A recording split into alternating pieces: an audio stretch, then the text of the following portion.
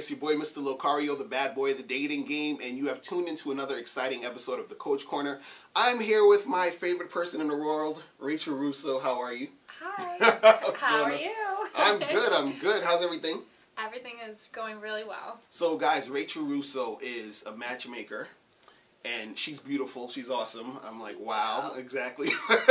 So tell the audience, like, what goes into being a matchmaker? Like, how does that work, and what do you have to do? What's the process? Well, matchmaking looks really glamorous, but it's actually a lot of work. Yeah. I have a lot of people that I meet with and screen for my clients.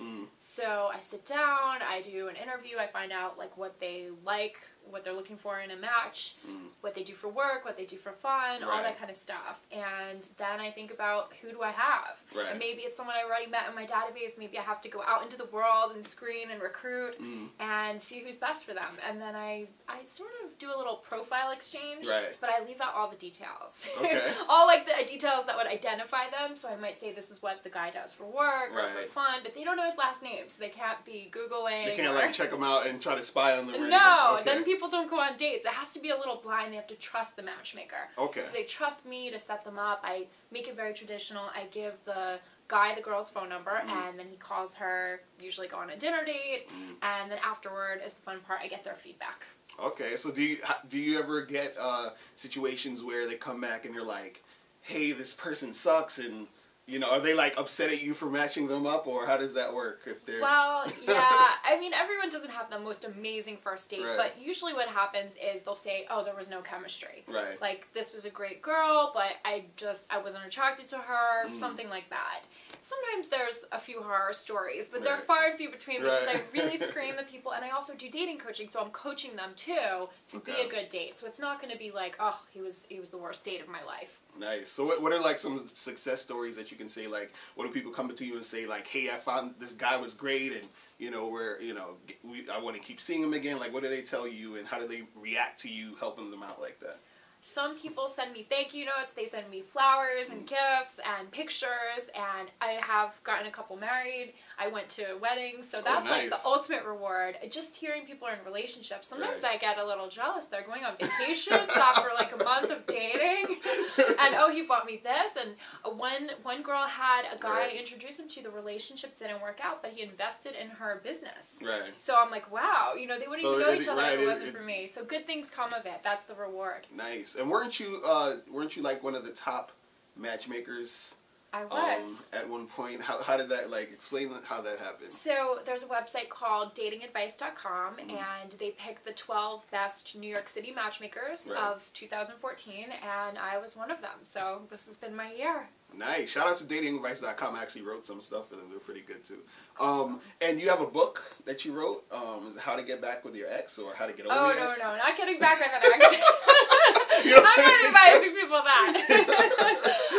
It's called How to Get Over Your Ex, a step-by-step guide to mend a broken heart, Italian-American style. Uh-oh. That's my second book, and it's really a self-help book, but it has a very unique twist. Right. And why did you want to put the Italian-American style in the... Why not? Just like, that's how you do it. Go with what you know. I'm Italian-American, and I looked at things that have helped me personally in my life about the culture, getting through my own breakups, and also helping others. There's a lot about Italian-American culture that people would automatically think like family and food and La Dolce Vita, but there's other things in there. There's principles that I personally have about like being stubborn, to know that you're too good for your ex, to work hard, to really, you know, put in effort to get over the breakup. Nice. And what do you think are some you know, like things that guys do in relationships that kind of make the relationship suffer? They tend to push sexual activity too soon. Like on a second date. And I think that can make a girl feel uncomfortable sometimes. Guys can be cheap on dates. I always yell at them. They'll pay for like an amazing dinner, and then they'll just send the girl off like, oh, take the subway home. I think that they should at least get her a car. I mean, it would be nice if they gave a $20 bill to the driver. They don't have to do that, but a girl wants to feel taken care of, and they blow it when they don't do that. So would you get mad at me if I like took you to like the museum for free? And then I don't know. put you on the Metro card on the train. Are we going to dinner afterward? I mean, Maybe. Free museum's okay, but I think you got to show more effort. Yeah. I'm not feeling the Metro card.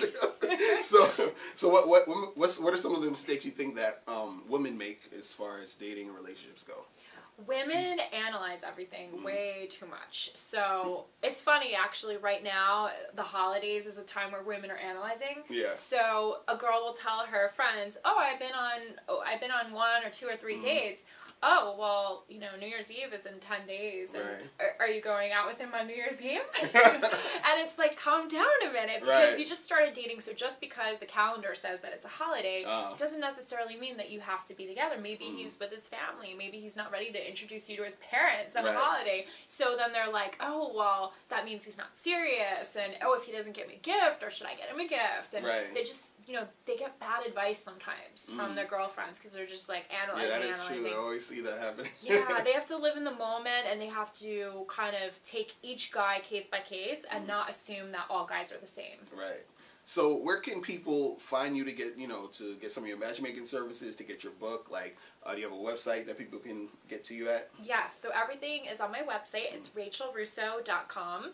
And I also have links to my blog and my books there. Okay. The book is, do you want me to tell you where? Yeah, tell them. I'll rattle off the places. They want to get it, yeah. So it is on shelves in Brooklyn right now, in Bay Ridge, at the Bookmark Shop. I have autographed copies. Oh, nice. And you can also go to any Barnes & Noble store and order the book there. Cool. It's available on barnesandnoble.com, amazon.com, Kobo, and iTunes, as well as booklocker.com. So all of those sites, it's available print and online, as well as an ebook. Nice, nice. So guys, make sure you go get the book. And I want to thank you so much for being on the Coach Corner and looking so sexy like you do, because we always love that here.